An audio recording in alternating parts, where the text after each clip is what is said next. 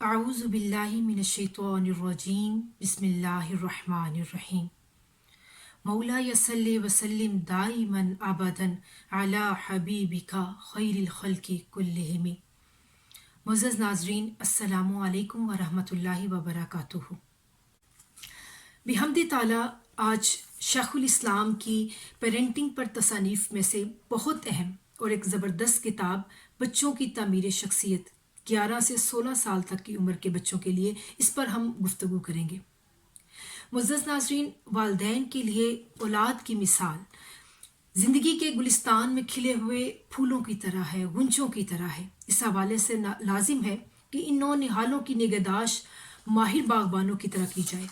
बागबानों के लिए लाजिम है कि इन्हें मुकम्मल आगाही हो कि कौन सी चीज़ इनकी मताए हयात के लिए मुवाफिक है और कौन सी चीज़ उनके लिए ज़रर रसा है। इन्हें चाहिए कि वो माहौल पर कड़ी नज़र रखें कि आया इनकी फ़िक्री, रूहानी और इल्मी आबियारी दुरुस्त अंदाज में हो रही है या नहीं। कहीं मटीरियलिज्म की नहूसत और दुनियावी हिर्स और लालच की बीमारियां हमलावर तो नहीं हो रही। और अगर इनकी तलीम और तरबियत इस्लामी बुनियादों पर होगी तो वालिदैन की दुनिया भी संवरेगी और मरने के बाद भी सदका जारिया का एक अजीम सिलसिला जारी रहेगा। इस्लामिक आइडियालॉजी की बुनियाद पर औलाद की तलीम और तरबियत करना हर पेरेंट्स का बुनियादी फरीज़ा है। ये किताब बच्चों की तामीर शख्सियत, इसमें 11 से 16 साल की टीनेजर्स के लिए उनकी तालीम और तरबियत के हवाले से सिर हासिल गुफ्तगू की गई है। मज़कूरा तसनीफ़ को 3 अबवाब में तकसीम किया गया है। पहले बाब में बच्चों की तालीम और उनके करियर सिलेक्शन पर गुफ्तगू की गई है। फिर उनके मसाइल और उनके हल पर भी बात की गई है जो बच्चों को पेश आते हैं। इस ज़िमन में तलबा की इल्मी काबिलियत को बढ़ाने, उनकी याददाश्त को तक़वियत पहुँचाने, इम्तहानात के खौफ से निकलने, नाकामी के खदशात से बचने, नामुवाफिक हालात का मुकाबला करने और गलतियों से सबक सीखने जैसे मसाइल को कुरान और हदीस और तारीख़ी शख्सियात की ज़िंदगी की मिसालें देते हुए दूर करने के लिए जिदोजहद की गई है। दूसरे बाब का जो मौजू है वो इखलाकी और रूहानी तरबियत की नागुज़ीरियत है। इस हवाले से इन अवामिल पर गौर किया गया है कि नस्ल नो दीन से दूर क्यों है और वो अमाल भी वाज़े किए गए हैं कि जिन पर अमल पैरा होकर इखलाकी बुराइयों से बचा जा सकता है। थर्ड चैप्टर में करीबुल बुलूगत बच्चों की नफ्सियाती, जज्बाती और माशरती तरबियत के हवाले से बहस की गई है कि इस ज़मन में मजबूत बुनियादों पर बच्चे की माशरती और नफ्सियाती तरबियत पर जोर देते हुए इन अमूर को वाज़ेह किया गया है कि जिनसे बच्चों के मसाइल को समझने और हल करने के लिए खातिर ख्वाह मदद मिलती है। यहाँ इस पहलू पर भी बात की गई है कि जब नौजवान शबाब की वादी में कदम रखते हैं तो इस उम्र में माशरे के बुरे असरात से उनको किस तरह बचाया जा सकता है और क्या इक़दामात किए जा सकते हैं, उन पर तफसील से रोशनी डाली गई है। कहने को ये एक तसनीफ़ है, बुक है एक, मगर बिला मुबालगा ये एक ऐसी गाइड बुक है जिसका मौजूद होना हर घर में ज़रूरी है जहाँ इस उम्र के बच्चे हैं। इस तसनीफ़ में जहाँ बच्चों की रूहानी, नफ्सियाती और माशरती तरबियत के हवाले से तमाम पहलुओं पर सैर हासिल गुफ्तगू की गई है, वहीं कुरान और सुन्नत और तारीख़ी हक़ाइक़ की रोशनी में तरबियत फ़राहम करने के खातिर ख्वाह अमूर भी ज़ेर बहस लाए गए हैं। फिर उन्हें पेरेंट्स के लिए औरादो वज़ाइफ भी तहरीर किए गए हैं। अपनी अफादियत और अहमियत के लिहाज से ये इल्मी और अदबी काविश उर्दू अदब में तालीम और तरबियत के बाब में एक बेहतरीन इजाफ़ा है। यहाँ हज़रत शेखुल इस्लाम के जज्बात की तर्जुमानी हकीमुल उम्मत हज़रत अल्लामा इकबाल रहमतुल्लाह अलैह के अशार की सूरत में मैं करना चाहूँगी कि जवानों को मेरी आहे सहर दे, फिर इन शाहीन बच्चों को बालों पर दे, खुदाया आरजू मेरी यही है, मेरा नूरे बसीरत आम कर दे। मुअज़्ज़ज़ नाज़रीन, इस किताब में सवालात और जवाबात की सूरत में बच्चों की पर्सनैलिटी डेवलपमेंट पर बात की गई है। अब हम इस किताब में इन सारे चैप्टर्स में से कुछ एक्सट्रैक्ट्स लेंगे। कुछ क्वेश्चंस को मैं आपके साथ शेयर करना चाहूँगी तफसील के साथ। फर्स्ट जो चैप्टर है, जैसा कि आपको पहले भी बताया कि बच्चों की तालीम और तरबियत और उनके करियर सिलेक्शन के हवाले से चंद क्वेश्चन रेस किए गए हैं और तकरीबन 53 क्वेश्चंस रेस किए गए हैं। उनमें से एक बहुत अहम क्वेश्चन कि तलबा अपनी तालीमी काबिलियत बेहतर कैसे बना सकते हैं। طلبہ کی قابلیت کا انحصار تعلیم پر ہوتا ہے. تعلیم چاہے رسمی ہو یا غیر رسمی ہو، براہ راست ہو یا بالواسطہ ہو، یہ طلبہ کی ذہنی تربیت کر کے نئے خیالات پیدا کرتی ہے جو کہ ان کے مستقبل میں درپیش چیلنجز کا مقابلہ کرنے کے لیے معاون ثابت ہوتی ہے. طلبہ چند ہیبٹس کو اپنا کر اپنی قابلیت کو بہتر بنا سکتے ہیں. سب سے پہلے وہ مطالعہ کرنے کی عادت ڈالیں. مطالعے کی عادت طلبہ کی استعداد کی کنجی اور صلاحیتوں کو بیدار کرنے کا بہترین آلہ ہے. دنیا کا بہترین علم کتابوں میں محفوظ ہے، جس کی بدولت وہ ہر لمحہ اپنی معلومات اور زاویہ فکر و نظر کو وسیع سے وسیع تر کر سکتے ہیں. سیکنڈ ون، تحریر کرنا. تعلیمی قابلیت کو بہتر بنانے میں تحریر اہم کردار ادا کرتی ہے. کسی موضوع پر لکھنے سے پہلے طلبہ اس کا مطالعہ اور تحقیق کر کے اپنی صلاحیت کے مطابق خیالات کو الفاظ کے سانچے میں ڈال سکتے ہیں. لکھنے کی مشق سے دماغ کے فنکشنز تحریر میں روانگی اور عمدگی پیدا کرتے ہیں جو خوبصورت اور کامیاب تحریر کی ضمانت ہے. تیسری وہ عادت کیا اپنائیں اور وہ اپنی تعلیمی قابلیت کو کیسے بہتر بنائیں کہ وہ جدید ٹیکنالوجی کا استعمال کریں، مثلا کمپیوٹر کا، آئی فون کا، آئی پیڈ کا، انٹرنیٹ کا، بلاگرز کا اور دیگر سوشل سائٹس جو طلباء کو حصول علم میں پیش آمدہ مسائل جو ہیں ان کا حل تجویز کرتی ہیں. طلباء جرائد میں شائع ہونے والے مضامین اور انٹرنیٹ سے حاصل کی گئی معلومات کو فائلز اینڈ فولڈرز میں سیو کر سکتے ہیں. بحث و موازنہ کرنا. مشترکہ یعنی کہ گروپ سٹڈی علمی بحث و موازنہ طلباء کو بہترین جواب ڈھونڈنے اور اپنی تعلیمی قابلیت کو بہترین بنانے میں مدد دیتا ہے. مثلا طلباء اجتماعی طور پر مناسب اور قابل فہم سوالات کا انتخاب کریں اور فرداً جوابات دینے کی کوشش کریں. اس طرح جوابات کا آپس میں کمپیریزن کرنے کے بعد ایک کمپلیٹ اور جامع جواب حاصل کر سکتے ہیں. ایک اور بہت اہم سوال کہ یادداشت کو بہترین بنانے کے اصول کیا ہیں. اس میں آپ کو بتاتی چلوں کہ یادداشت کو بہتر بنانے کے لیے یہ جاننا ضروری ہے کہ ہمارا برین جو ہے وہ ہماری معلومات کو کس طرح سیو کرتا ہے. اس کی 3 سٹیجز ہیں. فرسٹ سٹیج یہ کہ دماغ معلومات کو حاصل کرتا ہے، پھر ان کو پہچانتا ہے. سیکنڈ سٹیج دماغ جو ہے ان معلومات کا ذخیرہ کر لیتا ہے. تھرڈ سٹیج کہ دماغ معلومات کو ضرورت کے مطابق استعمال میں لاتا ہے. اب ہماری یادداشت کی مختلف قسمیں ہوتی ہیں. مثال کے طور پر بہت سی یادیں ہمارے حواس سے تعلق رکھتی ہیں. جب ہم کچھ سونگھتے ہیں، دیکھتے ہیں یا چھوتے ہیں تو یہ بات ہماری یادداشت میں محفوظ ہو جاتی ہے، اور کچھ معلومات ہم صرف تھوڑی دیر کے لیے یاد رکھتے ہیں اور کچھ کو ہم لمبی عرصے کے لیے بھی یاد کر لیتے ہیں. مثال کے طور پر جن معلومات کو ہم تھوڑی دیر کے لیے یاد رکھتے ہیں، مثال کے طور پر ہم نے ایک فون ملانا ہے اور ہم اس کا نمبر دیکھتے ہیں اور پھر فون ملا لیتے ہیں تو وہ فون نمبر جو ہے وہ ہمیں یاد نہیں رہ پاتا. لیکن اب اگر ہم نے اپنی یاد کو بہترین بنانا ہے، اپنی یادداشت کو بہترین بنانا ہے تو اس کے کچھ بیسک ٹپس ہیں. سب سے پہلی ٹپ کیا ہے کہ صحیح تصور قائم کریں. یعنی ہمیں اپنا جو ٹاپک ہے، جس بات کو ہم یاد رکھنا چاہ رہے ہیں، اس پر ہماری کمپلیٹ کلیئرٹی ہونی چاہیے، کنسیپچول کلیئرٹی ہونی چاہیے. پھر ہم اپنی قوت حافظہ بڑھائیں. کیسے بڑھائیں؟ ایک شخص نے حضرت وکیع بن جراح سے سوال کیا کہ حضور میں اپنے میرا حافظہ کمزور ہے، میں اس کو کیسے بڑھاؤں؟ تو آپ نے فرمایا ترک گناہ سے قوت حافظہ پر مدد طلب کر. اس لیے کہ علم کو یاد کرنا، اس کو حفظ کرنا فضل الہی ہے، اور اللہ تعالیٰ کا فضل اس دل پر نہیں ہوتا جس میں گناہ جگہ لے لے. تو اس لیے ہمیں اپنے بچوں کو یہ سمجھانا ہے کہ آپ کو ترک گناہ کرنا ہے. پھر ریلیونس کریٹ کرنا. وہ واقعات اور حقائق جلدی یاد ہو جاتے ہیں جن میں انسان کی اپنی ذات شامل ہوتی ہے. لہٰذا اسٹوڈنٹس کو چاہیے کہ وہ کسی بھی لیسن کو یاد کرنے کے لیے اس کا ریلیونس، اس کو ریلیٹ کسی واقعے کے ساتھ کریں، کسی شخص کے ساتھ کر لیں، کسی چیز کے ساتھ اس کو ریلیٹ کر لیں، اور پھر اس سے ان کو یاد کرنے میں مدد ملے گی. ذہن میں اس چیز کو متحرک رکھنا. کسی بھی چیز کو یاد کرنے کے لیے اس کی ریویژن کرنا بہت ضروری ہے. ہمارا دماغ 80 سے 100% تک جو مواد ہے وہ 24 گھنٹے تک صرف سیف رکھتا ہے. اس کے بعد انسانی ذہن بہت تیزی سے اس کو ڈیلیٹ کرنا شروع کر دیتا ہے. ماہرین کا کہنا ہے کہ جس چیز کو یاد رکھنا ہو اسے بار بار اپنے ذہن میں متحرک کیا جائے تو یادداشت میں اس کا نقش قائم ہو جائے گا. لہٰذا طالب علم کو چاہیے کہ وہ کسی بات کو یاد کرنے کے لیے بار بار اسے اپنے ذہن میں دہرائے. معلومات کو ترتیب دینا.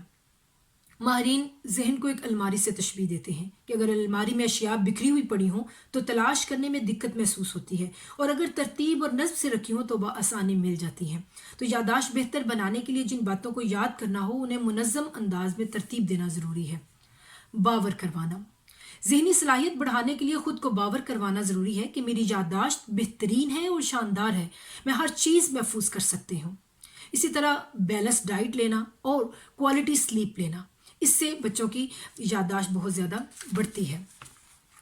اسی چیپٹر میں ایک اور کویشچن کو ہم دیکھتے ہیں کہ طلبہ اور والدین جو ہے ان کی کریئر سلیکشن کے لیے، ان کی کریئر پلاننگ کے لیے کون کون سی چیزوں کو مد نظر رکھیں۔ سب سے پہلے تو یہ کہ وہ ان کی ذہنی استعداد کو جانچیں، اس کے بعد ان کے مزاج کو پرکھیں کہ ان کا مزاج کیسا ہے، ان کا مزاج کس طرف جا رہا ہے، وہ آیا وہ ہارڈ ورکنگ ہے یا نہیں ہے، ان کا انٹرسٹ کیا ہے، ہماری گھریلو حالت کیا ہے، اکنامک کنڈیشن کیا ہے، ہمیں جو تعلیم کے مواقع ہیں وہ کون کون سے دستیاب ہیں۔ اس میں ایک بہت اہم بات کا اضافہ کرنا چاہوں گی کہ عموماً کریئر پلاننگ میں اسٹوڈنٹس کو بھی اور پیرنٹس کو بھی مکمل آگاہی نہیں ہوتی۔ دیکھیں، اگر کسی اسٹوڈنٹ نے ایف ایس سی کر لی ہے اور وہ میڈیکل میں ایڈمیشن لینا چاہتا ہے اور کم نمبروں کی وجہ سے میڈیکل میں ایڈمیشن نہیں ہو پا رہا، تو بچوں کو بھی اور پیرنٹس کو بھی یہ پتہ ہونا چاہیے کہ ہمارے لیے صرف option M B B S اور بی ڈی ایس سی نہیں ہے، ہمارے لیے آپشن فارمیسی بھی ہے، ویٹرنری سائنسز بھی ہے، ایگریکلچرل سائنسز بھی ہے، بایو ٹیکنالوجی بھی ہے، مائکرو بیولوجی بھی ہے، سائیکاٹری بھی ہے، سائیکالوجی بھی ہے، اور اس کے علاوہ فزیو تھراپی بھی ہے، اس کے علاوہ کیمیکل انجینئرنگ ہے، بایو کیمیکل انجینئرنگ ہے، اور بایو میڈیکل انجینئرنگ ہے۔ تو ان سارے شعبہ جات میں ہم جا سکتے ہیں اور ان میں تعلیم اور روزگار کے وسیع مواقع موجود ہیں، لہٰذا والدین اور طلباء کو محنت کر کے دستیاب تمام تعلیمی مواقع خود تلاش کرنے چاہیے۔ بڑھتے ہیں ناظرین اب ہم چیپٹر 2 کی طرف، اور وہ یہ کہ بچوں میں اخلاقی اور روحانی تربیت کی ناگزیریت۔ بچوں میں اخلاقی اور روحانی تربیت کی ناگزیریت اس حوالے سے جو ہم پہلا کویشچن یہ کہ آج کا نوجوان دین سے دور کیوں ہے؟ آج کا نوجوان بہت سے اسباب کی وجہ سے دین سے دور ہے۔ اس کا سبب پیرنٹس ہے، اور دو طرح کے پیرنٹس ہیں۔ ایک پیرنٹس وہ جو کہ خود دنیا داری اور مادیت پرستی کی دنیا میں گم ہیں، تو نتیجتاً ان کے بچے بھی ان کے نقش قدم پر چلتے ہیں۔ سیکنڈ کیٹیگری ایسے پیرنٹس کی آ جاتی ہے جو خود تو نیک ہیں، پارسا ہیں، متقی ہیں، مگر وہ اپنے بچوں کی تعلیم و تربیت جو ہے، جو دینی تعلیم و تربیت ہے، اس کو یکسر نظر انداز کر دیتے ہیں اور یہ فرض کر لیتے ہیں کہ بچے خود ہی سیکھ جائیں گے۔ ایسا نہیں ہوتا۔ وہ سمجھتے ہیں کہ جس طرح ہم متقی اور پرہیزگار ہیں، اس طرح ہمارے بچے بھی ہمارے نقش قدم پر چلتے ہوئے دین پر قائم رہیں گے۔ ان کے یہ سوچ درست نہیں ہے، کیونکہ ظاہری اعمال کی اصلاح کے ساتھ ساتھ باطنی اعمال کی اصلاح بچوں کی تربیت کے دائرہ کار میں شامل ہے۔ اگر محض ظاہری اعمال کی اصلاح کر دی جائے لیکن ان کے تھاٹس، ان کے افکار و نظریات اور ان کی جو وشز ہیں، ان کی پریفرنسز ہیں، ان کو سیٹ نہ کیا جائے تو اسے اسلامی نقطہ نظر سے ہم تربیت نہیں کہہ سکتے۔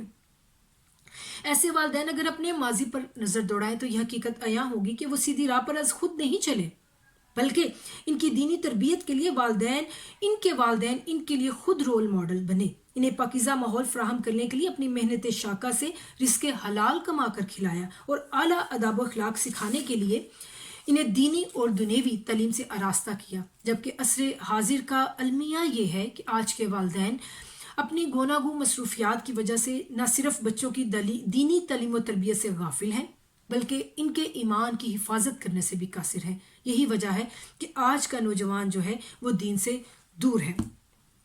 اسی طرح ہم دیکھیں گے کہ وہ کون سے ریزن ہیں جن کی وجہ سے نسل نو بے راہ روی کا شکار ہے۔ پھر بچوں کی روحانی تربیت کے لیے ان کی روح کا پاک ہونا ضروری ہے۔ کیا ماحول جسم اور روح دونوں پر اثرات مرتب کرتا ہے؟ پھر ایک اور کویشچن جو ہے وہ یہ کہ ہم بچوں کے اندر نیگیٹیوٹی کو کیسے کنٹرول کر سکتے ہیں؟ بعض اوقات بچوں کے اندر منفی سوچ ان کو اس طرح جکڑ لیتی ہے کہ اسے ختم کرنا انتہائی مشکل ہو جاتا ہے۔ اس سلسلے میں والدین کو چند سٹیپس لینے چاہیے۔ فرسٹ یہ کہ بچوں کا ذہن کھلا رکھیں، انہیں تنگ نظری سے بچائیں، بچوں کا دوسروں سے میل جول بڑھائیں، بچوں کو بزی رکھیں، بچوں کو ڈپریشن سے بچائیں۔ اور ڈپریشن میں یہ میں کہنا چاہوں گی کہ بچے جب کسی وجہ سے پریشان ہو جاتے ہیں تو ان میں منفی خیالات کا ایک نا ختم ہونے والا سلسلہ جنم لیتا ہے۔ اس تکلیف دہ کیفیت میں وہ یہ ڈیسائیڈ نہیں کر پاتے کہ ان کی جو پریشانی ہے وہ آیا خیالی ہے یا حقیقی ہے۔ دراصل ڈپریشن کی یہ قسم ہے جس سے پیرنٹس کو ان کو سکھانا چاہیے کہ مستقل طور پر آپ کس طرح نبرد آزما ہو سکتے ہیں۔ پھر انہیں یہ شعور دینا چاہیے کہ پریشان ہونا ہر مسئلے کا حل نہیں، بلکہ اس کے لیے ایفرٹ کرنا ضروری ہے، تب کامیابی نصیب ہوتی ہے۔ اس کے علاوہ آپ بچوں کی پریفرنسز سیٹ کریں، اس سے منزل کا تعین ہوتا ہے کہ وہ زندگی میں کیا کرنا چاہتے ہیں۔ ناظرین، اسی طرح بچے کو بتایا جانا چاہیے کہ جھوٹ اور سچ میں فرق کیا ہے، کیا مذاق میں جھوٹ بولنا جائز ہے، اور یہ کہ بچوں میں سچ بولنے کی عادت کیسے پیدا کی جائے، بچوں میں ہمبلنس کیسے کریٹ کی جائے، کس طرح ہم انہیں ایروگنس سے بچا سکتے ہیں، بچوں کو چغل خوری، غیبت اور بہتان جیسی بری عادات سے کیسے بچایا جائے، بچوں میں عبادت کا ذوق پیدا کرنے کے لیے پیرنٹس کون سے وظائف کریں، بچوں کو ہم طہارت کی تربیت کیسے دیں، بچوں کو تیمم کرنا سکھائیں، بچوں کو نماز کے ظاہری اور باطنی آداب کیسے سکھائیں، کون سی ایسی 10 صورتیں ہیں جو بچوں کو حفظ کرانا بہت زیادہ ضروری ہے، جو کہ نماز میں بھی پڑھی جاتی ہیں۔ اسی طرح ہر طرح کی نماز، مثلا نماز قصر، سفر کے دوران نماز پڑھنے کا طریقہ، تمام نفلی نمازیں، نماز تہجد سے لے کر نماز اوابین تک، بچوں کو مرد اور عورت میں نماز کا فرق کیا ہے اسے ہمیں کیسے بتانا ہے، لڑکیوں کو شرعی طہارت کے احکام اور لڑکوں کو ناپاکی کی صورت میں طہارت کے احکام کیسے سکھائے جائیں، اسی طرح ان کی ڈریسنگ کیسی ہونی چاہیے، انہیں کس طرح گائیڈ کرنا ہے کہ مریض کی عیادت کیسے کرتے ہیں، اور تعزیت، فوتگی پر تعزیت کیسے کرنے ہیں، یہ سب مینرز جو ہیں وہ ہمیں یہ سیکنڈ چیپٹر سکھاتا ہے۔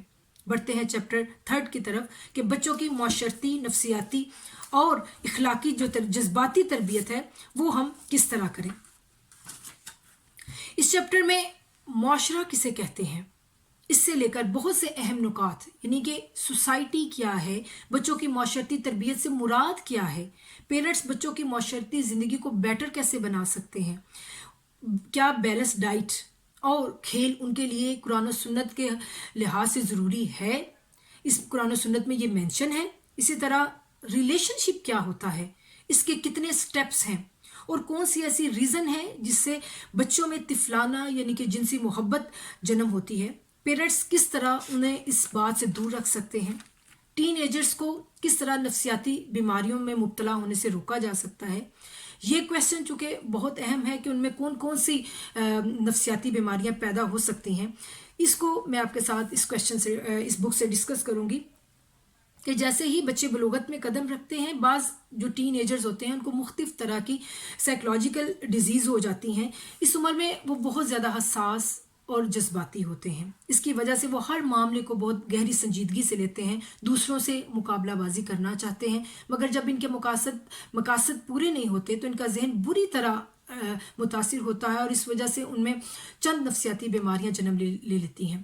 ان میں سے چند بیماریوں کا میں آپ کے ساتھ ڈسکس کروں گی۔ سب سے پہلی اٹینشن ڈیفیسٹ ہائپر ایکٹیویٹی ڈس آرڈر، توجہ کی کمی کی شکایت۔